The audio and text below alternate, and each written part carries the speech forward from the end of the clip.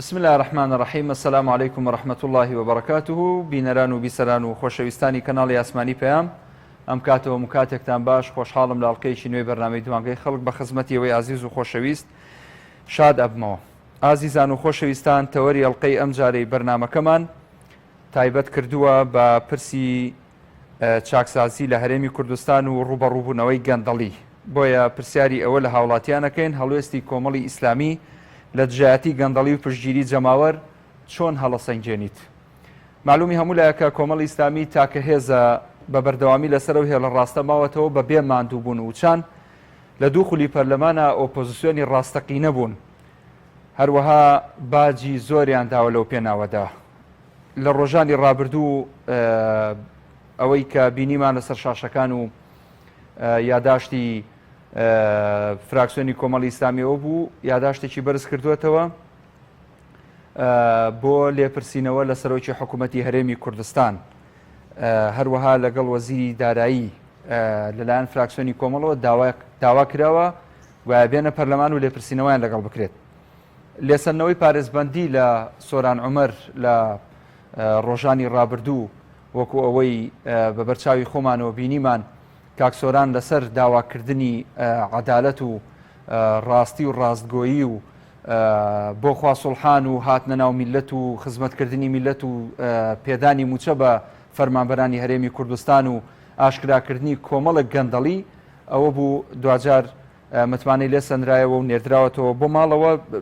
بەو ئەندازەیە کە دەستی لە کار کێشایەوە و فشارێکی زۆر لەسەر دروست بوو. و چەندین حاڵەتی تر کارە خێرخوازیەکانی کۆمەڵی ئیسلامی تا چەند جیەگەی گرتووە لە ناو کۆمەڵگەیە، بە نمونەی بەرنامەی بەخشین و خەستەخانەکەی و ئەو هاوکاریانەی کە خۆی بینێتەوە لە دروستکردنی خان و هاوکاریکردنی بێباوکان و نازداران و کەسە بێدەرەتانەکان. لێدانی پەرلەمانتار مامۆستا عوسمان کانی کوردەیی لە شاری هەولێر دوایەوەی کە لە شاری هەولێر هێشکرا سەرخۆی و پاسەوانەکەی و هەروەها بە نمونەی چەندین خەڵکی تر و پەرلەمانتاری تر لە ناو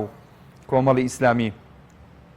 هەڵوێستی نەگۆڕی کۆمەڵی ئیسلامی لەسەر پرسی یاسای سەرۆکایەتی هەرێمی کوردستان ڕوون و ئاشکرا بوو کە سکرتێری پێشووی خولی پەرلەمان شێخ فەخرەدین ئامادە نەبوو لە بەرامبەر هیچ بەرژەوەندیەکی مادی و تەسکی حیزبایەتی و ترس و تۆقاندن سازش بکات لەسەر مافی گشتی. ئەمانە و چەندین بابەت و چەندین هەڵوێست و مووقیفی تر کە هەمووی بەرز ئەنرخێنرێ لە لای بەشێک لە لای هاوڵاتیان بۆ بەشێکی تریش پێیان وایە کۆمەڵی ئیسلامی ئێستا بێدەنگە، بێ زیاتر هەڵوێستی ڕوونتر بێ، بێتە سەر شەقام، لەگەڵ خەڵک تێکەڵ بێ، ئاوێتەی معاناتی خەڵک بێ. هەموو ئەمانەش جێگەی قبوڵن و هیچ کاتێک کۆمەڵی ئیسلامی خۆی نەشاردوێتەوە لە میلەت و لە خەڵک. ئۆپۆزیسیۆنی ڕاستەقینە لە گۆڕەپانی سیاسی هەرێمی کوردستان ئەتوانین بڵین حیزبی تر هەبوون، بەڵام بە ئەندازەی کۆمەڵی ئیسلامی نەیان توانیوە جێپەی خۆیان لە نێو کۆمەڵگەدا قایم بکەن و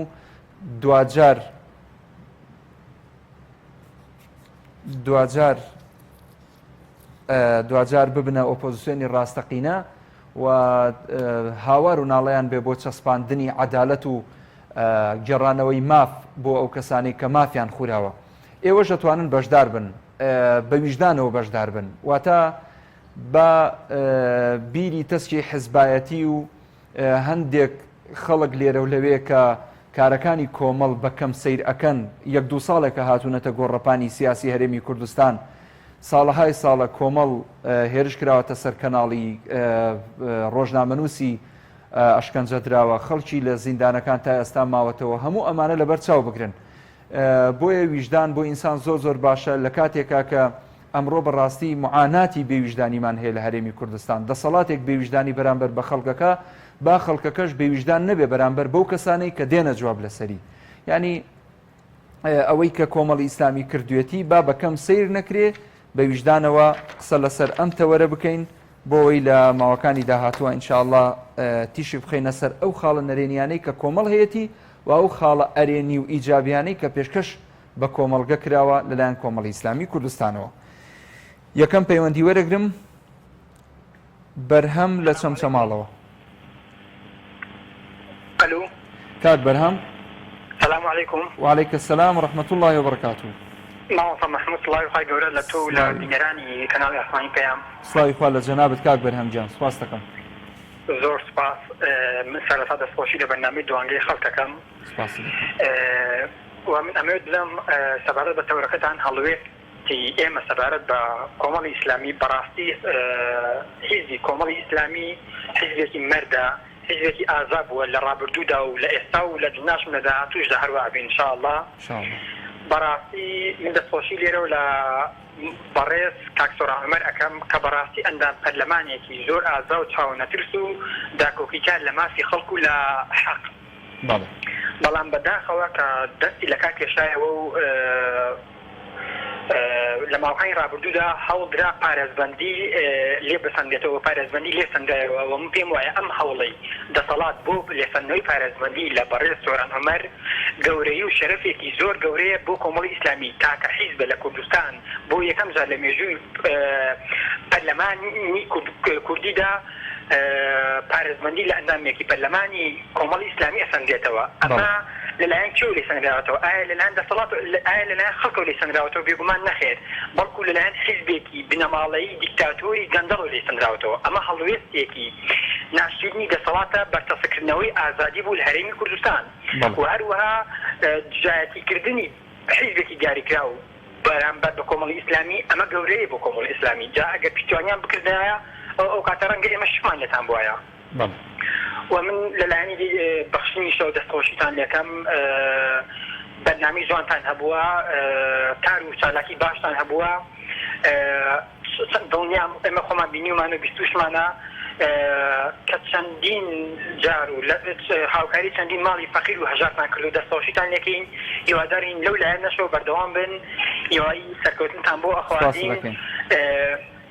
سەبارەت بە خۆشەندانەکانی ئێستاش کە لە هەرێمی کوردستانە ئەکرێت هیوادار مامۆستالی باپیر و کۆمەڵی ئیسلامیش بچنە پاڵی پشتیوانی لێ بکەن و بچنە ناو خەڵکەوە. دەستخۆش. ئێمەش هیوادارین. سپاس بۆ جەنابەت، دەست و چاوت خۆش بێ کاک بەرهەم. بە دڵنیایەوە کۆمەڵی ئیسلامی هێزێکی دانەبڕاوە لە خەڵکو و لە شەقام هەمیشە ڕوح و جەستەی لە خزمەتی خەڵکی بەژمێنەتی ئەم هەرێمە بووە ئینشاءالله و هەرواش ئەبێ. کاگاوات وەرەگرم لە دۆڵی جافایەتی. السلام عليكم. وعليك السلام ورحمة الله وبركاته. هاوکار لە دڵی جافایەتیەوە. بەڵێ قوربان لە خزمەتای. چۆنی براکەم باشی؟ چۆنی قوربانجیان باشی، سپاس دەکەم. بەڵێ بەڕێزم بەڕاستیم خیزانەی کە کۆمەڵیشیان وا لێ کردووە لە ناوەوانیشیا کە بوونی خۆی نەمێنێ، بەڵام کۆمەڵی ئیسلامی هەر بوونی هەبوو بە شێوازێکە شێوازێک بوونی خۆی هەر چەسپاندووە لە ناحیزبەکانی کەدا، بەڵام گەندەڵی حیزبەکانی کە وا کاکە ئەم حیزبە وە شارێ لە ناوانیگە، بەڵام بەڕاستی پێیان ناکرێت. بەڕاستی سۆرامەری بەداخێکی زۆرەوە کە لە دەستی لە کار کێشایەوە زۆرمان پێ ناخۆش بوو. بەرنامەی بەخشینی بەڕاستی بەرنامەیە کە تا بڵێ بەرنامەیەکە جێی خۆی گرتووە لە ناو خەڵکیدا. کۆمەڵی ئیسلامیش بە تایبەتی بەڕاستی حیزبێکە لە ناو خەڵکیدا جێی خۆی گرتووە. دەست خۆش بە کاگەوە، زۆر سپاس دەکەم. زۆر سپاس. لەشە ساغ بێ بڕێزی، سپاس بۆ پەیوەندەکەت. باوکی مەحوی وەرەگرم لە کەرکووک. السلام عليكم. سلام ورحمة الله وبركاته. مامۆستا مەحموودجان چۆنی؟ چۆنی باوکی مەحویجان، باشی؟ باشی. ڕێزی تایبەتیم هەیە بۆ جەنابت و بۆ هەموو ستافی کەناڵی پێیان. زۆر سپاس دەکەم، خوای گەورە سەرفرازت کا. مەمنونی جەنابتم. دەستخۆشیشم هەیە بۆ کۆمەڵی ئیسلامی، بەڕاستی هەموو گاوەکانیان هەنگاویش حەکیمانەیە. بەڕاستی ئەگەر بێت و ئێمە سەیرێکی ڕابردووی کۆمەڵی ئیسلامی بکەین، هیچ هەنگاوێکی تێ نییە لە دژی خەڵک. هیچ شتێک نابینین بەتوانانی ئەوە کرابێت سوودی هەیە بۆ خەڵک. لەم ڕۆژانەیە ئەم شتێکم بینی وتیان سەرکردەیەکی یەکێک لە حیزبەکانی کوردستان وتێتی بیرەنەوتیان هەیە، نازانم چی. وتم وەڵا ئەگەر بیرەنەوتیان هەبووە بەخوا زۆر چاک، وەڵای ئەو خەڵکە دوشتی حەسایەوە بەخوا. یعنی ئەوە سەیرەکەین بەو ئیمکانیەتە متەواضعی کە هەمووی هیچ وا دیار نییە و هەمووی خێرخواز هاوکارێکان نەخۆشخانەیەکی وەکو بەخشین کراوەتەوە لە سلێمانی، لە کەلار، لە سەمسەماڵ، لە زۆربەی شوێنەکان. ئێمە لە شاری کەرکووک چەندەها کەس هەر نەشمان ناسی و یان ئێمە خۆمان پێویستیەکمان هەبووە ڕاستەوخۆ خۆمان گەیاندوتە بەخشین هاوکاری گەیاندووە یعنی ئەگەر سێرکەین ئەمە گەلێکن تەنها بۆ خزمەتی خەڵکە هیچ شتێکی تیا نابینرێ لە خزمەتی خەڵک زیاتر بەولاوە بۆ ئەم خۆپشاندانانێکی ئێستش ئەکرێ ناکرێت کەسانێکی وەکو مامەسا عەلی بابیر و مامەسا سڵاحەدین کە ڕابردوویەکیان هەیە لە ناو ئەم خەڵکەیە بکەونە دوای کەسێک کە کەس نازانێت چییە بەحەقەت ئێستاکە خەڵک چۆن دوای کەسێکەکەوێت کە نایناسیە ئێستاکە ئەم کابرایە کە هاتووە داوای خۆپشاندانەکە خۆی ئەچێتە ناو خۆپشاندەران ئەبێتە شەڕەبەر خۆی ناچێ ئەڵێن ئەوە خۆی کردوێتی یعنی کەس سەر دەرناکە لە مۆزەعە یان ئێستاکە بۆ چ زەمانێک نییە کە مامۆستا عەلی بابیر بڵێ بڕۆن بۆ شەڕ بڕۆن بۆ ناو خۆپشاندان نابێتە شەڕ ئەی ئەم خوێنی ئەم خەڵکە بە بەلا شەڕوا ئەی ئەگەر تۆ ئەو دیوت لێوە دیار نەبێ ئەو دیوتونێ لە چۆن بچیتە ناوێەوە لە خۆتەوە وانە بەڕاستی من دەستخۆشیم هەیە بۆ کۆمەڵی ئیسلامی وە دڵنیام هەر بڕیارێکەدەن حەشیمانێ و لە جێی خۆیەتی هەم لە خزمەتی خەڵکایە هەم بۆ پاراستنی سەقامگیری ئەمنی کوردستان و بۆ هەموو کاتێک لە جێی خۆی بووە بشیت باوکی مەحوی زۆر سپاس بۆ پەیوەندەکەت سەرکەوتوو بی ئینشاءالله سپاس بۆ جەنابیشت دەستی تۆش خۆش خوار لەگەڵ کاک فەرەج وەرەگرم لە هەڵەبجە السلام عليكم. عليك السلام ورحمة الله. كاك محمود جان شلوني براد؟ شلوني كاك فرز جان باشي سپاس دەکەم. يا اخوات البرزي كاك دەستخۆشیەم بەرنامە ولێتە. خوا لێ ڕازی بێ لە خزمەتام. والله تەوەرێکی زۆر جوان وەڵبژاردووە. من ئەمەوێت دوو سێ شت بڵێم لەم بەرنامەی تۆ. بەڵێ فەرموو. یەکەم کۆمەڵی ئیسلامی یعنی ئەو حیزبەیە کە بەڕاستی لەناو خەڵکان. باش. ئەو بۆ نمونە ئەیتە سەری سەرکردەکەیتە. ماوە خودی مامۆستا عەلی بابیر لە هەولێرە. بەڵێ. يعني ئەگەر قسەیە بکە یعنی جوڵێ هەموو شتەکانی مەرکەزیە لە هەولێرەوە قسەکە ئەوە نییە بێت لە سلێمانیەوە هانی خەڵک باو نەدوانێت لە پایتەخت شتێ بەڵێ. دووەم پەرلەمانتارەکانی ئەوە نەمەردن تۆ سەیری ئەو مامۆستا عوسمانەکە خۆی لە ناو هەولێرایە ئەڕواتە ناو مەلاکە خۆپیشاندانەکە و ڕاستەوخۆ لە هەولێرۆیەکە کاکە لەم سلێمانیەوە هەموو کەس دەتوانێت خۆپیشاندان بکات من و تۆ وەرە بەیانیەوە لەسەر ئەم جادۆ دوای خۆپیشاندان بکەیت گرنگ ئەوەیە لە پایتەخت تۆ داوای مافەکان بکەیت بەڵێ. بەس فەت کەس لە پایتەخت تۆ داوای مافەکان بکەی ئەگا لە 2000 سلێمان باش. وایە کاک مەحموود ئاخر کاک فەرز ئێستا خەڵکێکیش هەیە ئەڵێ کۆمەڵ بێدەنگە لە ئاست ئەو ناعەدالەتیی لە کوردستان ئاکرێت تۆ ئەڵێی چی؟ بەترین مووقفی کۆمەڵ ئەو داوایەک عەبدولستارەکە وای کردووە لە پەرلەمانتارەکانی دەسەڵاتیش کە سەرۆکی حکومەت بانگێش کات تا ئێستا شتی وا نەبووە لە ناو ئەم پەرلەمانتارانە کەس وێرایەتی شتی وا بکات وای نەیوێرە باش. ئەوە سۆرا عومەر لەسەر مەردایەتی وا زیێنا و حتا توانێت ئێستا هەر خەڵک ڕەحمەتی بۆنێرێ والله پەرلەمانتاری وای تایە و پەرلەمانە تا ئێستا یعنی قسەیەکی نەکردو هەر معاشەکەی حەڵاڵتە. بەڵێ. ئەیدەستەوە سپاس دەکەم کاک فەرەج دەستی خۆش بێ سپاس بۆ پەیوەندەکەت سەرکەوتوو بی هیوادارم ئیشاڵڵا خوای گەورە لەو کەسانەمان بجێڕێ کە لە خزمەتی خەڵکان ئینشاءڵڵا هەروە ئەبێ. پەیوەندەیەکی تر وەرەگرم باوکی بوار لە حاجیاوە باوکی بوار فەرموو. السلام عليكم كاك محمود. سلام ورحمة الله وبركاته باوکی بوار. دەستخۆشی بەرنامەکەتان لێ دەکەم وڵا پێم خۆشە من لەسەر چەند خاڵێکی گرنگ هەڵوێستا بکەم. کۆمەڵی ئیسلامی بەفعلی ینی سەرماندوویەتی حیزبێکی ڕەسەنی ساحەی سیاسی کوردستانە من دەستخۆشی لەسەر کردایەتیەکەی دەکەم کە عاقڵانە مامەڵە دەکات لەگەڵ ڕووداوەکان ئەمەش بە بیرێکی کەسکی حیزبیانە یان خەڵکێکی حاشاکۆم بۆ هەندێک خەڵکی مسەقف و ینی کۆیلانە نابوو بابەتەکان بەڵکو بەڕاستی کۆمەڵی ئیسلامی حیزبێکە پیادەکەی دەتوانێت ئیداراتی سیاسی بکە و لەگەڵ ڕووداوەکان هەنگاو بنێت. ئەمە خاڵێکی تر کۆمەڵی ئیسلامی لە ڕابردوودا حیزبێکی بوێر حیزبێکی چست و چالاک حیزبێکی بەمانای کەلیمە قوربانی بەخۆی داوە لە کاتێکیشدا کە تەنها ئامانجی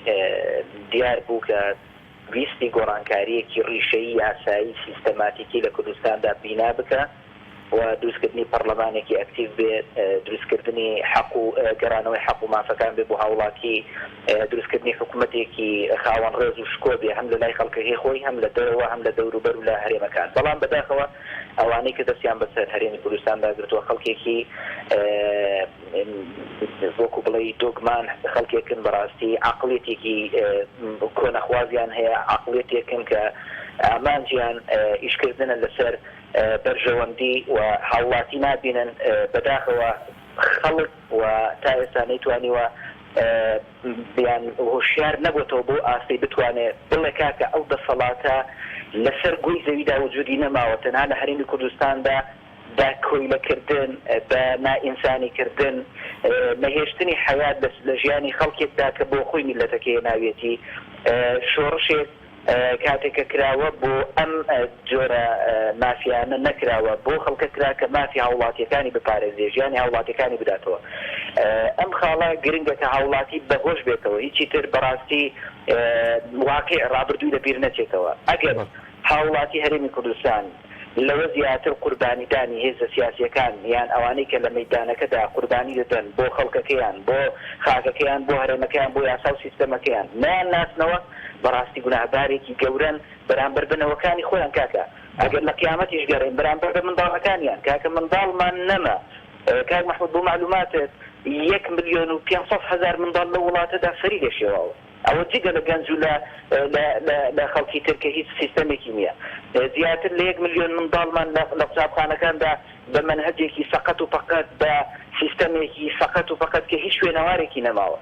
ئەم سیستەمە ئەنی هەموو لەبەر یەک چووە بۆیە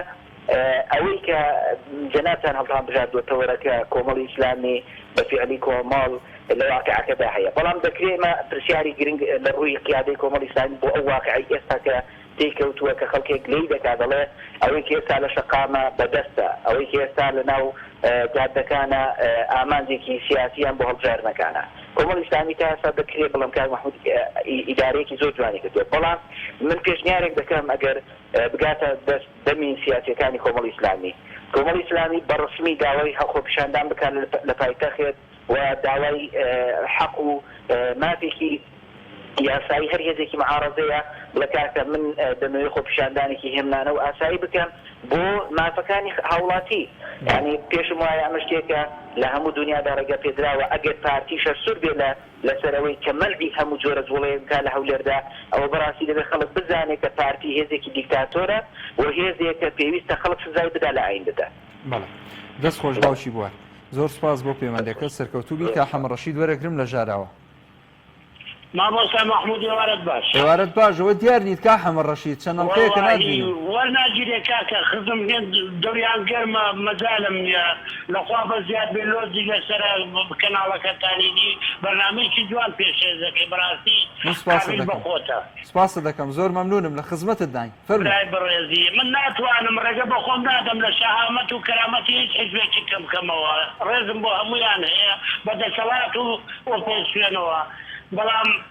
تەمەنێکم ڕابواردۆ کاکە ئەمە بادی ململانێن داوە لە هەمووی هەتا ئۆپۆزیسیۆنیش تۆ دیارەوای دەبینم کەوتوتە ململانەیە بەداخەوە لە شاخی ژەروا بوو کاکە تا ئێستا ئەم هەموو حیزبانە ناتوانی پەنجە درێژ بکەن چه حیزبێک مسەبیبی شێواندنی وەزعی کوردستانە بە هەر هەموویانەوە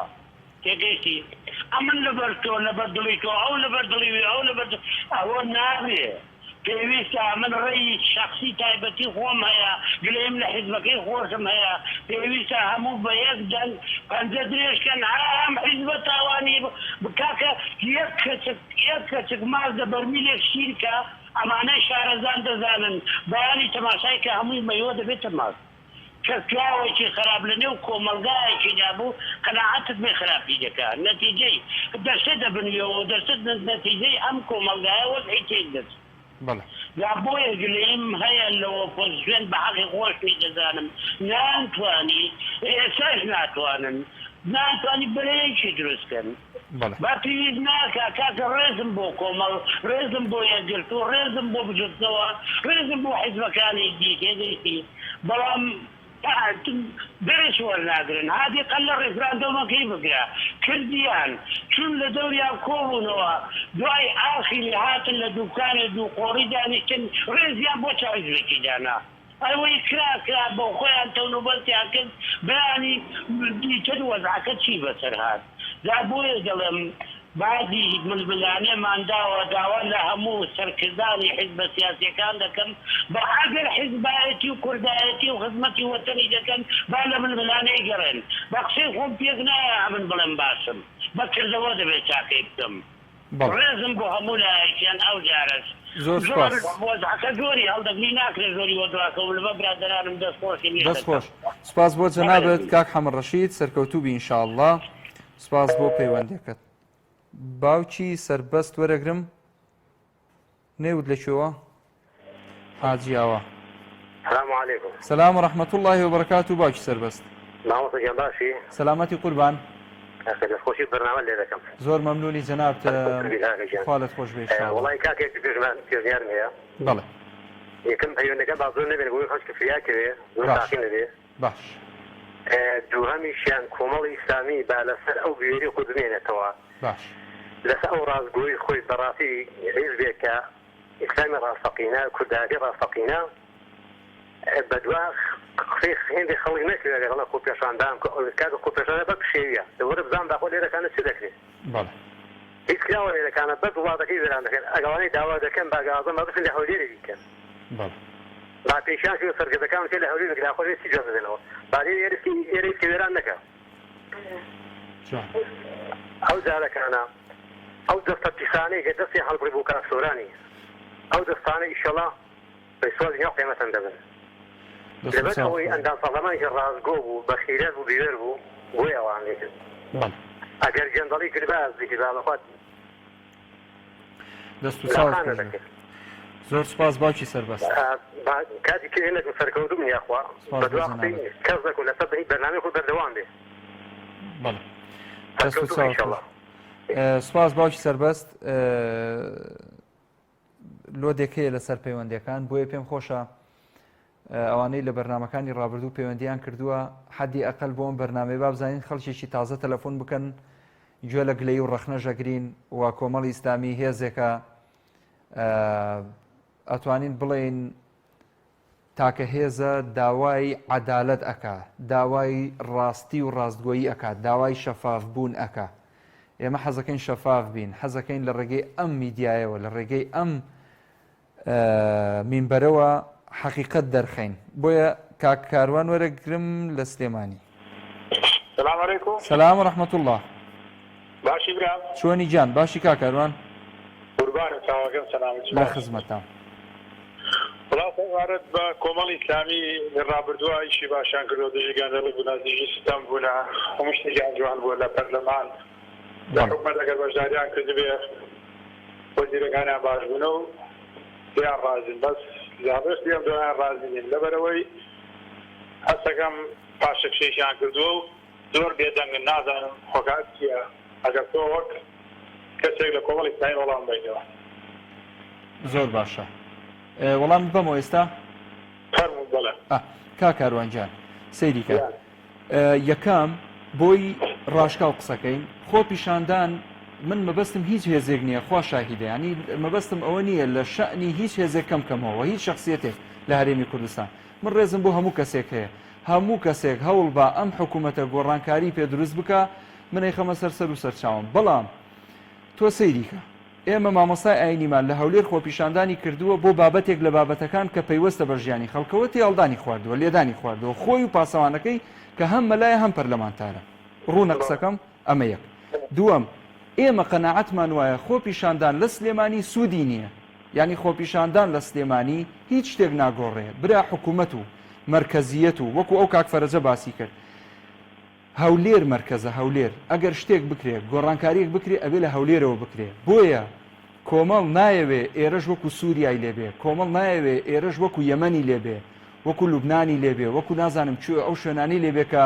بە هەزارەها خەڵک ئەکوژدێ و تانک و زریپۆش هەمووی لەسەر خەڵک تاقی بکرێتەوە کاکە تۆ بتەوێنێتەوێ ئەم دوو هێزە چەکیان پێ دەسەڵاتیان هەیە خەڵک قڕەکەن سبەی دوو سبەی ئەوەی لە دەستیان بێ بەرامبەر بە خەڵک ئەیکەن. بۆیە ئەگەر خۆپیشاندانێک بکرێ یەکەمە بێ لە هەولێر بکرێ، لە سلێمانی ناکرێ و لە ناو پارکا ناکرێ بەڕاستی، و لەگەڵ ئەوەشانیە هیچ خوێنێک بەهادر بڕژێ لە خۆڕایی بڕژێ و دام و دەستگای حکوومەت بسووتێ وەکو ئەوەی بینیمان لە هەڵەبجە جا دەسەڵات کردوێتی خۆپیشاندەر کردوێتی چێ کردوێتی نەیکردووە نازانم. بۆیە کاتی نەهاتووە. ئێستا ئەگەر جەنابەت فەرمانبەربی موچەت دواکەوتووە یەک موچەت بدرێتی، ئێمە تەجروبەمان هەیە، خەڵکەکە ڕۆشتۆتەوە بۆ ماڵەوە دواتر نەهاتوەتەوە سەر شەقام لەگەڵتان نییە. ئێمە وەختێک داوامان لە خەڵک کردووە دەنگ بە کۆمەڵ بدا لە بری حەوت کورسی حەڤە کورسی هەبووە لە پەرلەمانە. ئێستا حیزبەکانی دەسەڵات نابوون بە کەڵەگا بەسەرم خەڵکەوە و موچەیان لە خەڵک نابڕی. ئەما بینی کاکاروان؟ ئەمە چییە کاکاروان؟ مەحموودجان دەنگی ناڕزای هەر هەبێ باشە، هەر هەبێ ئەگەر کەمیش بێ هەر هەبێ باشە. هاوڕاتم ناڕزایکەن بۆ خۆتانێکەن. شەقام هیچ کەسێ نییە بەتەنیا ئەمە سەر چاو تۆ بڵێ وەڵا شەقام هیچ کەسێکە بەتەنیا. تۆ دەنگی ناڕزای ئەگەر نەیتە ناو خۆپیشاندانەوە خۆتوانی لە ڕێگەی ڕاگەاندنەوە لە ڕێگەی ڕاستەخۆگانەوە پشگیری خۆپیشاندان ڕەحمەتی خوا لێبێ ڕەحمەتی خوا لێبێ ڕێگەی ڕاگەاندنەوە پشگیریگەی ئەوانە پێی پێشتر خۆ ئەگەر ئەمانە هەبوو من هاوڕا بەشداری خۆپیشاندان و پشگیری خۆپیشاندان من هاوڕا کاکاروان تۆ منە بینی ئێستا تۆ منە بینی ئەمە زانی چییە؟ ئەمەیان نەزانی چییە بە دەستمەوە مۆرەقەیە؟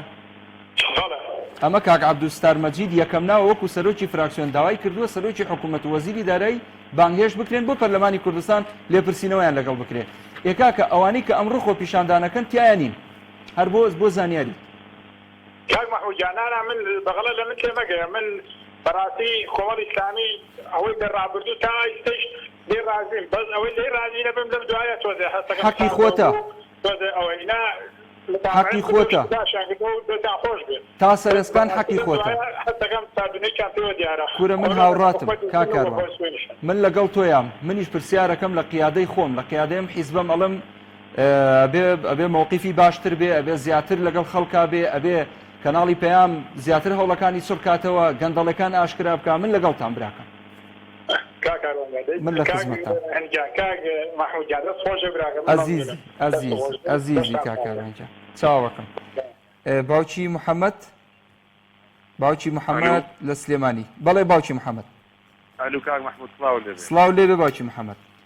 دەستان خۆش بێت خۆتان و بەرنامەکەتان سپاس دەکەین زۆر مەمنون تۆزێک دەنگت بەرزکەرەوە باوکی محەممەد. کاک مەحموودجان گۆرانیەک هەیە ئەڵ خۆ مەزانم کوێ دێشێ بەو داخەوە ڕۆژێت ئەبری کاکە ئەوانەی کە ئەمڕۆ باسی گۆڕانکاری و باسی خۆپیشاندان و باسی هەندێک شت ئەکەن و خوتوکەی عاتیقەی کۆمەلگا ئەدەن ئەمانە ئەسڵەن خۆیان لە ڕەحمی ئەم دەسەڵاتەوە لەدایک ئەسڵەن کاکە من پرسیارێک لە جەناب دەکەم زەلامێک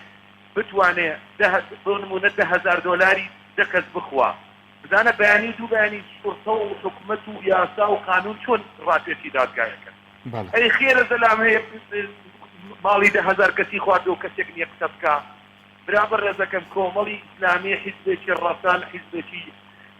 بەڕاستی یعنی ئەمە بەلایەنگرینە حیزبێکە لە موقفەکانیان سەرمازێتی کە کۆمەڵی ئیسلامی چییە چۆن ئەدێت تۆ دوای هەرزەکارێکی سیاسی بکەوی ئەمڕۆ کۆمەڵە قسە بکە ئێمە بینیمان لە ڕابردوو کە کۆمەڵێکات هاتنە پێشەوە بە ناوی گۆڕانکاری چ گۆڵێکیان لە میلەت و چ گۆڵێکیان ئەسڵەن گەورەترین خیانەتیان لە کورد و کوردایەتی کرد ئەوانە بە ناوی گۆڕانکاری ئێستا ئێمە چۆن نەتوانین جارێکی تر ڕیشی خۆمان بینەوە دەست کۆمەڵی هەرزەکاری سیاسی کە بەڵ کۆمەڵێ مەبەستی سیاسی وەکو ڕۆژی ڕووناک دیارە مەبەستیان پێ لەو سەرەوە بڕوادارێکی تر سەر لە شوێنێکی ترەوە دەرکات برابر ڕێزەکەم زەحمەت نەبێ تۆزێ لەمەو پێشە بەرنامەی NRT لە تاوتوی NRT جۆمدا وەختی خۆی جاشێک هەبوو بە ناوی عەبەکەرکوتی ئێستا هەر جاشێک لە جاسەکانە هیچی هەموو ئەم حیزبانە لەم دەسەڵاتە بەزارن زەحمەت نەبێ ئێمە پرسیین ئادەی یەکگرتووی ئیسلامی چ بەشداریەکی هەیە لە خیانەت و یەکگرتووی ئیسلامی کیوەکی عادی کرد یەکگرتووی ئیسلامی 16 ئۆکتۆبەری کرد کۆمەڵی ئیسلامی دەستی سعودی کردووی هێناویەتێ سەر ئەم وڵاتە یا ئەمانن هەر ڕۆژی بە فاک و بە وڵاتێک و هەر ڕۆژی لەگەڵ مخابراتی وڵاتەکە کوردایەتی و خاک و هەر پێم سەیرە ڕویانیە باسی کورد و کوردستان و کوردایەتی کوردستانیەت هذه أصلاً براسي من قليكم هي لكومالي إسلامي قليكم هي لحزب الإسلامي كان إيوه خسارة الدفاع كردن لو حقيقة هي يعني كي كابرايتي دستاتر إسكان دستاتر إسكان جندل دستاتر إسكان كرد بروس دستاتر إسكان خائن برامبر بمولاتا أما بيباسي كردايتي ورفراندو بوتوكا أما بيباسي قران كاريو دخدك وخطوكي عاصفي كومال قابا بيدارك بيباسي قران كاري بوهي مكان تێگەی ئێبرا بە ڕێزەکەم واضحە دیارە کاکەژیان زەحمەت نەبێ ئەم ئەوروپا و غەربەی کە ئەم عەلمانیانەی کوردستان دەهۆڵیان بۆ لێ ئەدا ئەمانە قبوڵیان نییە بۆ 1 سەعات انتخاباتی خۆیان دواتەوێت چەند ساڵ انتخاباتیان لە هەرێم دواخست و بەزەخت ئەیان و ئەبێ فڵان کەس بێتەوە بە ڕێزی هەرێم ئەمانە یانەوێ ئەم وڵاتە بەڵێ وەکو حەفەی سوبات 4 ڕۆژ خەڵک هاتە سەرزادە بە حەقیقی بوو 10 کەس کوژرا خۆماڵیان ئاواکە کاکە گۆڕانکاری وا ناکرێت کاکە ئەچیتە ئەگەر ناچیتە پەرلەمان ئەڵێن ئەمانە حزب الئیسلام و ئەنصار الئیسلامن باوەڕیان بە یاسا و قانون و پەرلەمان و دادگانیە ئەچیتە پەرلەمان ئەڵێسی ئەڵێ جاخۆ تۆ لە پەرلەمانی تۆ مەعاش وەرەگری مەعاش سەیری ئەو ئیستیخفاف و ئیستیهزایە بە عەقڵی کۆمەلگای کوردی بەڕاستی دەستان خۆش بێ لەسەر ڕێگەی خۆتان لەسەر پەیامی خۆتان بەردەوام بن گۆڕانکاریش هەر ئەبێ لەسەر ئیسلامیا بکرێن لە کوردستان کێ بوو یەکەم کەس شەهیدیا بۆ گۆڕانکاری مەگەر یەکگرتوو نەبوو لە بادیان هذه زحمة النبي أوانيك أمره أصلا كاك محمود من فين سيرة أو تو أسيبه تنعان دواي تنعان ليك يلا جا كاك تو تيجان فيه إذا كان يفرهمي وقت عن صوت سريع ورنا سرجادة بين بو سرجادة بوش ولا يشفيه من برم برد بقرم أو ألف بدي كيسي تقم لك أو هم بفضل شقوة شركة ديني من كل خلجات كاك دستان خوش به لفرقي خوتان بردوان بن گۆڕانکاری بە یەکێکە کە پەرێزی پاک بێ کە هەڵگری فکرێکی پاک بێ کە بەڕاستی دەستێکی ئەمین بێ گۆڕانکاری بە کۆمەڵی عاسیفە و دەقدەقە و تەفڵیان و شیار و ئەمە ناکرێ برابر من مەبەستم خوا نەخواستە ئیستێزاکردن نییە بە مجموعەکە لەوانەیە کابرایەکی سیار زۆر باشتر بێ لەو بەناو سیاسی کە ئەمڕۆ سیاسەتەکان هەنجستەکە دەستان خۆش بێ وەکو ئیسلامیەکان لە کوردستانە بەعام دەستان خۆش بێ ڕێزی تەقدیدن توانیزانە تا ئەو ئەنداز أصلاً أو توزع المسكن لكم الجاي كرديا ما وتبغيه وما وتوكاك الحمد لله الحمد لله سپاسی خواکەین باوکی محەممەد سپاسی جەنابی زۆر سپاس دەست خۆش بێ سپاس بۆ پەیوەندەکەت خوا لەگەڵ کاکڕێبین وەرەگرم لە پێنجە کاکڕێبین السلام عليكم وعليك السلام ورحمة الله وبركاته كاك محمود ياشكر باشي خوا للرازي زۆر باشم الحمد لله الحمد لله يحفظ أجلي دەستخۆشی لێ یەکەممان دوونەبوونی لێ یەکەم بۆ ئەو ناونیشانە جوانەی کە هەڵ بژادووە دەستت خۆش بێن ئێمە گەر هەڵوێستی کۆمەڵی ئیسلامی بەڕاستی بە ویژدانەوە هەڵ بسەنگێنین جارێ با بزانین کۆمەڵی ئیسلامی لەو بەشداریانەی کە لە حکومەتدا کردوێتی ئایا بچووکترین گەندەڵی هەیە یا جوانترین نمونەی هەیە کە نمونەی وەزیرێک بێ نمونەی مدیر ناحەیەک بێ نمونەی سەرۆکی دەستەیەک بێ ئەگەر لەمانە وەکوڵێ مشتێک نمونەی خەروارێکە ئەگەر ئەم کۆمەڵی ئیسلامیە لە ڕاستیان نەیتوانی بێ ئالەما سەرکەوتوو بێ ئەوە ئەتوانین بڵین لە حەقیقەتە کۆمەڵی ئیسلامی نەیتوانی وەدژایەتی گەندەڵی بکە بەڵام بە ویژدانەوە کە سەیر ئەەکەین یەکەم وەزارەت پێم وا بێ کاتی خۆی کە پێیاندا وەزارەتی ژینگە بوو هەر وەک گاڵتەکردنێک دایان بە کۆمەڵی ئیسلامی چونکە هیچ ناوبانگ و هیچ ئەوەیەکی نەبوو بەڵام جوانترین بەڕاستی وەزارەت بوو لەو کاتا و پاکترین و چاکترین وەزارەت دەرچوو لە دوای ئەویش وەزارەتی پێم وا بێ با بڵێن کشت و کاڵ و ئەو کە بەڕاستی بە هەمان شێوە نمونەیەکی زۆر جوان بوو ئێستاش کە ئەچین بۆ مدیر ناحیەکانی یعنی با جەماوەری کوردستان سیرکە لە هەر شوێنێک مدیر ناحەیەکی کۆمەڵی ئیسلامی لێیە یا بەرپرسێکی کۆمەڵی ئیسلامی لەو شوێنەیە بۆ نمونە لە دائیرەیە لە دائیرەکانە کارمەندێکی کۆمەڵی ئیسلامی لێیە ئایا ئەم کارمەندەی کۆمەڵی ئیسلامی گەندەڵە یا دشی گەندەڵکارانە لە ڕاستی عەدەی ئێمە لێرەوە سیرکەین بەڕاستی ئێمە لە هەر شارێک لە شارەکانە کە سیرەکەین ئەگەر کارمەندێک ئەگەر ئەندامێکی کۆمەڵی ئیسلامی لە هەر شوێنێکا بوو بێ بە ویژدانە قسە بکەین لە ڕاستیە هەم دژی گەندەڵی بووە خۆی دژی گەندەڵی بۆ دژی گەندەڵکارانی بووە وە خۆی ئەلحەمدوللا گەندەڵ نەبووە نایژنین لە ڕاستیە ئەم کۆمەڵی ئیسلامیە هەورێکە و هیچ پەڵەیەک و هیچ لەکەیەکی نییە لە حەقیقەتا کۆمەڵی ئیسلامیش پێکاتوە لە کۆمەڵی مرۆڤ ئەم کۆمەڵە مرۆڤە ئەکرێ هەڵە بکەن بەڵام لە ڕاستیە کەمترین هەڵوێستیان لەگەڵ گەندەڵکارانە بووە مەگەر زۆر بە ناچاری یا لە بەرژەوەندی هەرێمی کوردستان و جەماوەری کوردستان بوو بێ چونکە جاری وا هەیە تۆ لە شوێنێکە کە ماتوڵ گەندەلکارێک پرۆژەیەکی دێ خزمەت بە هەرێمی کوردستانەکە تۆ ناتوانانی پشتیوانی لێنەکەی ماتوڵ ئەم پرۆژەی گەندەلکارە خزمەتێک بە جەماوەری کوردستانەکە لەبەرەوە بە حقیقت ئەگەر بە ویژدانەوە هەڵسەنگاندنێکی بۆ بکەین لە حقیقەتە هەڵوێستیان باش بووە و لە ڕاستیشە هەڵوێست سەر ئەوە نیە ئێمە بچینە سەر جادەیەک لەسەر جادەکە بڵین وڵا کاکە ئەوە دژی گەندەلکارانی باوەڕەکەی لەناو ئەو خۆپیشاندەرانە خەڵکی تیا بووە یعنی بەناسین ئەیناسی کە خۆی گەندەڵی کردووە بەڵام هاتۆ تاویای وتاڤا دژی گەندەلکاران ئاخر کاکە تۆرە لە خودی خۆتەوە دەست پێ بکە ئەگەر من نتوانم خۆم لە ڕاستیە دژی گەندەڵی بم وەڵاهی ناتوانم بە وتەیەکیش بڵم دژی گەندەلکاران لە حقیقەتا من دەستخۆشی لەوانەیەکەم کە چوونەتە سەر جادە ئەو جەماوەرەی کە بە شێوەیەکی جوان ئێمە پشتیوانیانین و خەڵکی کۆمەڵی ئیسلامی زۆر زۆر تیا بووە کە چویشەتە سەر ئەو جادە و ئێمە لە ڕاستیە ئەگەر پێمان نەکرێ بە دوعایەکی خێریش بە دوعای خێریان بۆکەین کە لای ئێمە دوعا کلیلی سەرکەوتنە بەڕاستی ئینشاءالله ڕاستگۆیی کلیلی سەرکەوتنە بۆیە لە حقیقەتە ئەگەر بە ویژدانەوە هەڵی بسەنگێنین بەڵێ کۆمەڵی ئیسلامی وەکو حیزب وەکو تاکی کۆمەڵی ئیسلامی ئەتوانین بڵێن لە سەدا 95 دژی گەندەلکاران الحەمدولله سپاس بۆ شایەتیت سپاس بۆ شاهدیت کاک ڕێبین زۆر سپاس بۆ پەیوەندەکە سەرکەوتوو بی مام جەوهەر وەرەگرم لە کۆیە مام جەوهەر کاتت زۆر نادەمێ ها لە خزمەتە وەڵی ئەتۆ ئەو هەمە کاتی دەبێ خەڵک و بە مژدەرێک کاتت زۆر نادەمێ دەفەرمو لە خزمەتە دێڵ ئەمن وەکو حزبی هیچ لایەنێکی قسان ناکەم باشە من دەڵێم چەند حزب لە کوردستان هەیە چەند سەرکردە لە کوردستان هەیە ئەو هەمە سەرکردانە ئەو هەمە حزبە چەند ئەندام پەرلەمان و وەزیریان هەبوو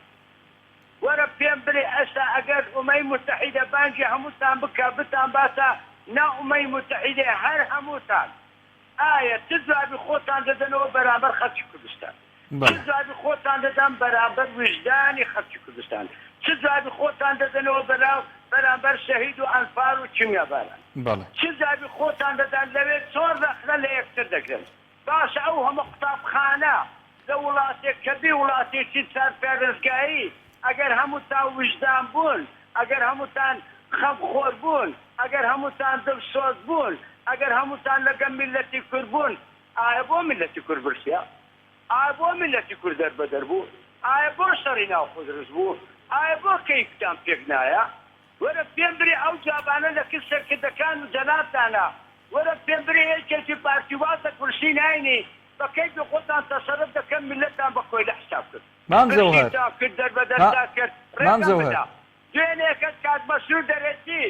دەبی زۆر لێ ڕابێ لەگە بڕینی موتەی ئەرێ کات مەسرور کات قوبار ئەتو کوردستانت خەڵق کردیا کوردستانت دروست کردیا و کوردت خەڵق کردیا ئەگەر ئێوە زەڕەیەک بتانزانی بە کارەساتی میلەتی کورتیا ئەو بڕیارەتان نەدەدا بەڵام ئەوە هەموو خەتای شەرکردەکانە و بابەکانیانە نەیانتانی لەناو قوتابخانەکەی ئەو شەخسانە کە دەبن بەسەرۆکی حکومەت پەروەردە بکرێن مانای خاص چییە مانای میلەت چییە مانای وجدان چییە مانای مێژوو چییە مانای شەهید و ئەنفار چییە مانای دوژمنانی کورد چییە کەوابێ هەمووتان بەرپرسیارن وانییە مام جەوهەر ئیجازەم دا مام جەوهەر ئیجازەم دا ئیجازە ئەتو نابێت تە ڕووشک پێکەوە بسووتێنی جێم لە تەنابتە زایی بۆ ئەمن هەمووی مساعدەیەکی بکە مساعدە ساڵی حەفتا سال ئەم دەکن هۆکەکەی بووین جا لە برای خۆت بیت جەیشی ئێرانیمان لەکەم بۆ ناوی بەختیار ئەندمرد ئاغای ئەکبەری ئاغای ماشەڵایی ئاغای ئەزغەری بەختیار ئەندمرد دەستلەی زستانێک گوتی لۆ بەهارە دنیا خۆش دەبێت ئەرێ سەرکرد لە سیاسەکانی کوردستان کە ئێستاش جێتان لە میلەت ڕانەگرتنە نەهاتن ناو میلەت لێش و ئازار و لە سیاسەتمەدەران لە ڕۆشنبیران برشارێکیان لێ بکەن باشە ئێگۆ هەر هەمووتان سیاسەتمەدار و ڕۆشنبیر و وجدان بوون بەڵێ لە بەهارێ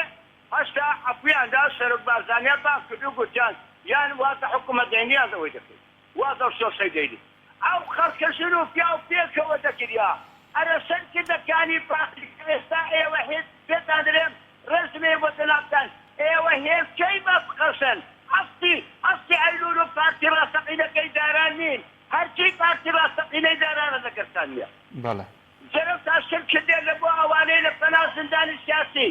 لە بەنا شەهید لە پەنا کەم ئەندامی سەنگەر لە پەنا ئەیلول و گۆران و ئەولاوەرە یەکێکی لە ماڵێ دانیشتێ لێپی شەوی بە خۆی دادا 3 ملیۆن دینار وەردەگری ئەرێ کار بەسل ئەمە تەقاعودەکەم 600,000 دوو ماکە 100,000 لێ دەبڕی بە چ ویژدانەکەەوە ئەوەی دەکەی دەبی هەموو مانگە دوو وەرەقەیدارم لە بۆ خێزانخۆشی درێژخایانی هەیە بینێرەدا آخر قسەم ئەوەیە یان ئەو حکوومەتە هەڵدەوەشێتەوە دەگەڕێنەوە سەر بەختایە یانەوە تا دەبێ هەموو تا خۆتان ساز بکەم بچن لە ناو پڕستان گلەیەکانی ڕاستە و خۆ هەموو سەرکردەکان پێکەوە دامنیشن بەشە میلەت بێزارە میلەت داوای کازمی دەکا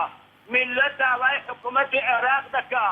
دەبی ڕۆژێک بێ دەڵێن بە تەک بەناسن سەدامی ژوای کرد بەتی شێدارە ئێوی ڕسوا کرد ئەوە ڕۆژێک دێ مێژوی کورد ویژدانی کورد شەرەفی کورد شەهید و ئەنفار و کیمیاباران لە یەکتا خۆشدابی لەسەردا دەکات کەلاکەکانتا دەکەوی قورتان بەسەر چ بەرامبەر ئەو کاتی بەرامبەر ماڵ و منداڵ ساوایەتی خۆت کە بێ گوناحە و کە کوردە و کوردستانی و سەرەفی کوردە چ جوابی وان دەدەنەوە ئێتەسپۆت ڕاحەت خوا لەگەڵ بێ خوا حافیزت بێ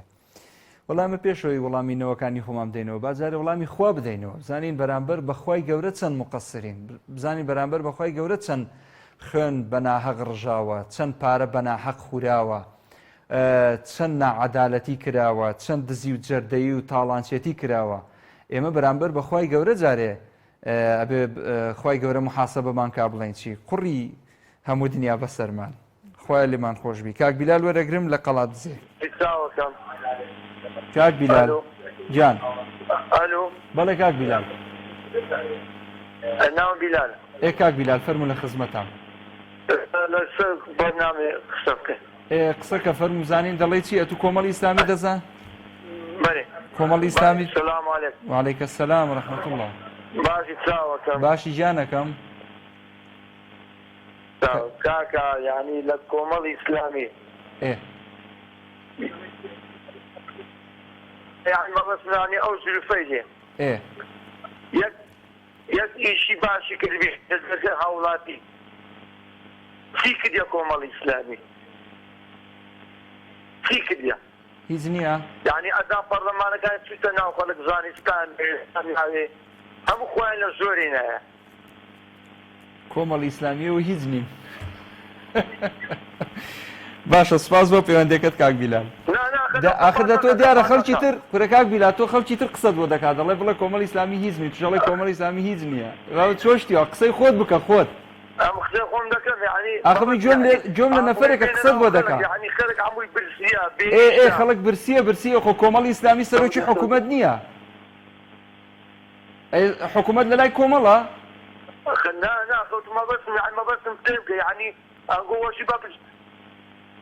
كورة كاكا كو بابيديم يعني مسؤولين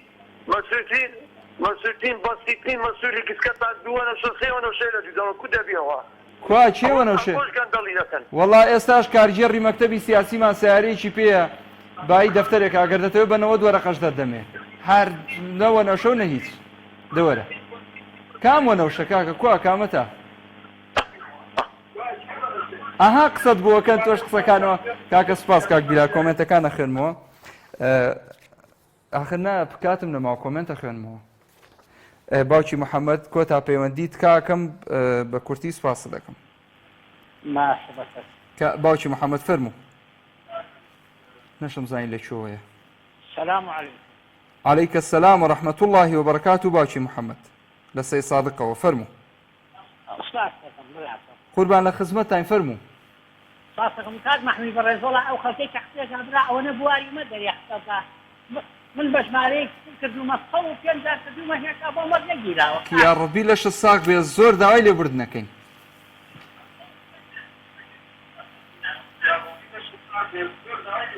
خوارێ بگورێ برای بەڕێزم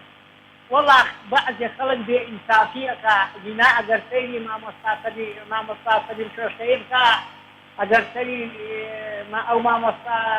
عوسمانکانی کوردەی ماوەسا عوسمانکانی کوردەی بسا بێئینسافی ناکا بەرامبەر کۆمەڵی ئیسلامی کاکە ئێوە پیاوانە نەچوونە ناو ئاپۆڕای جەماوەرە ناو ئاپۆڕای جەماوەران سەریان نەشکا بەڵێ ئەی برادەرێکی تر جارێکی تر تەلەفۆنی لێ و پەنجەمە بڕم بۆ کۆمەڵی ئیسلامی حیفیە بۆ وەرنەگیرات جوابی بەمەوەڵا ویست بڵێن یەک جار دەنگەدەم بەڵام هەر لە پەنجەکەمەکەمە ناو مڕاقەبەکان من ئەم جارە ئەگەر دەمندا بۆ کۆمەڵی ئیسلامی ئەگەر نەمەردم هاتە خەڵک بێئینسافە برای بەڕێزم خەڵک زۆر بێئینسافە وەڵا ئەوەی کۆمەڵی ئیسلامی کردوێتی هیچ حیزب لە کوردستانە نەیکردووە ئەوە بەرنامەی کۆمای کاوانی هەیە ئەوە بەرنامەی بەخشینی هەیە ئەوە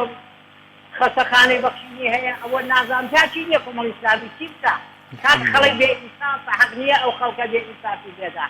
کۆمەڵی ئیسلامی نە سەرۆکی حکومەتی هەیە نە سەرۆکی نازانم هەرێمی هەیە هیچ شتێکی بەدەست نییە ئەوەی کەسیەکی قسەیە ڕەکەی یا وەرە گیرێ یان نەکرد کەس گوێی لێ ناگرێت بەڵام خۆ ناگرێت گوێیشی لێ نەگرن با کەسی تر نەگرن کاک مەحموودیان دەست خۆش وەرگا یەک ئایەتە کورسی بۆ خوێندی نایە بە سەوتە خۆشەکەی خۆت لە خزمەتتان بە قورئان کاتم نەماوەجینە لە خزمەتتا بووم زۆر داوای لێبوردنەکەمە بێت لە ڕازی بێ خوا ئاگدارت بێ سوپاس دەکەم باوکی محەممەد ئەو کۆمنتانە زەرورە بیخوێنمەوە چکە گلەیمان دێتە سەر ئاسوودە کامەران ئەڵێ هیوادارم سەرکەوتوو بن هەڵوێستان زۆر جوانە هیوادارم هەڵوێستی زیاتر ببینم مەیلی کۆی نووسیەتی بە هیوای سەرکەوتن بۆتان سەرکەوتوو بن سارا عەلی ئەڵێ زۆر باشن هیوای باشتربوونتان بۆ خوازین کاروخ عەبدوڵڵا نووسیەتی کۆمەڵی ئیسلامی هەمیشە لە بەرەی گەلدا بووە دژی زوڵم و ستەم و گەندەڵی شوان عومەر ئەڵێ کۆمەڵی ئیسلامی هەر لە ڕێگای نەخۆشخانەی بەخشینەوە زیاتر لە حکوومەت خزمەتی نەخۆش و بێدەرەتانانی کردووە و ئەمە باشترین نمونەی دڵسۆزیە محەممەد ئەنوەر ئەڵێ کۆمەڵی ئیسلامی ئەوەی پێی کرابێت درێغی نەکردووە سۆران عەلی ئەڵێ لەگەڵ ڕێزما خەڵک وەفای نییە لە کاتی هەڵبژاردن دەنگ بەو دوو حیزبە بنەماڵەیادات ئێستا داوای هەڵوێست لە کۆمەڵەکەن توانە محەممەد ئەڵێ هەڵوێستی کۆمەڵ جێگەی دەستخۆشیە شێزاد عەلی ئەڵێ هەموو کات هەڵوێستی کۆمەڵ جوان بووە تاکە حیزبە یەک دەنگ بن لەسەر پرسە سیاسەکان سامان ڕەسوڵ ئەڵێ تەنها وەزیرەکەی شایەتی ئەوەیە کە چەند دڵسۆزانە خزمەتی هاوڵاتیانی کردووە لە ڕابردووە مەبەستی کە عەبدوستار مەجیدە فاخیر برادۆسی نووسیەتی گرنگە کۆمەڵ بەبێ ترس بێتە سەر شەقام هیچ گۆڕانکاریەک بێ قوربانی نابێ کوێستان کاروان نووسیەتی کۆمەڵی ئیسلامی هەمیشە لەبەرەی خەڵکە و قوربانی زۆریشی داوە لەو پێناوەدا عەبدوڵڵا محەممەد ئەڵێ هەر ئەگەر هەموو لایەنەکان وەک کۆمەڵ جورئەتیان هەبوایە ژیانی خەڵکی کوردستان زۆر باشترە بوو سۆزیار محەممەد ئەڵێ کۆمەڵی ئیسلامی هەمیشە خۆی بە خزمەتکاری ئیسلام زانیوە و کللتوری کوردەواریشی پاراستووە بەفرین محەممەد ئەڵێ زۆر مردانە لە مەیدانن بەڵام ئەکرێ باشتر بن کاروان مححمود نووسیوێتی کۆمەڵی ئیسلامی زۆر کات لەبەرەی خەڵکدا قوربانی داوە بەڵام بەداخەوە خەڵک بێوەفایە ئەوەی لە بەرچاو نییە ئیسحاق عەبدوڵڵا ئەڵێ کۆمەڵ تا لە حکوومەت بوو وەزیرەکەی جوانترین شێوەی خزمەتی دەکرد پەرلەمانتارەکانیشی بەپێی توانای خۆیان کاریان کردووە خۆزگە لایەنەکانی تریش ئەوەندەیان بکردایە ئالان عومەر نووسیەتی کۆمەڵی ئیسلامی هەڵوێستی باش بووە بەڵام ئەگەر دژی زوڵم و خۆپیشاندان ئەگەر دژی زوڵم خۆپیشاندام کە باشترە ئاشناجەلا نووسیەتی باشن بەڵام خەڵکی چاوەڕوانی باشتریان لێکا هەیە من کامەران نووسیەتی کۆمەڵی ئیسلامی هەر ئەوەی کە بەرنامەی بەخشینی هەیە خزمەتی هاوڵاتیانی کوردستانەکە بەبێ جیاوازی شاهدی دڵسۆزیە لێرەوە دەنگ مەخەمە پاڵ ئەو دەنگانەی کە داوای هەڵوێستی جدی لە کۆمەڵی ئیسلامیەکەن منیش ئەڵێم کۆمەڵی ئیسلامی لە داهاتووە بێ هەڵوێستی هەبێ و ئەبێ زیاتر لە بەرەی حەق و عەدالەت بێ لە بەرەی خەڵک بێ دژ بە گەندەڵی و ستەمکاری بێ و خودی ئەم کەناڵە زیاتر هەوڵەکانی بخاتە گەڕ بۆ خزمەتکردنی دین و ژینی خەڵک ئینشاءالله تا ئەڵقەیەکی تری بەرنامەی دوانگەی خەڵک بەخوای گەورە مێرەبانتان ئەسپێرم لە کەم و کوڕی بمان بورن ئێمە لە خزمەتی ئەوەی عزیز و خۆشەویستین سپاس بۆ ئستافە بەڕێزەی لە پشتی ئەم کامێرەیەوە ماندوون کەس ماندوێتیەوە نازانێ مەگەر ئێمەی پێشکەشکار نەبێ سپاستانەکەم تا ئەڵقەیەکی تری دوانگەی خەڵک بەخواتان ئەسپێرم ئەسەلامو عەلەیکوم وەڕەحمەتوڵڵاهی وبەڕەکاتوه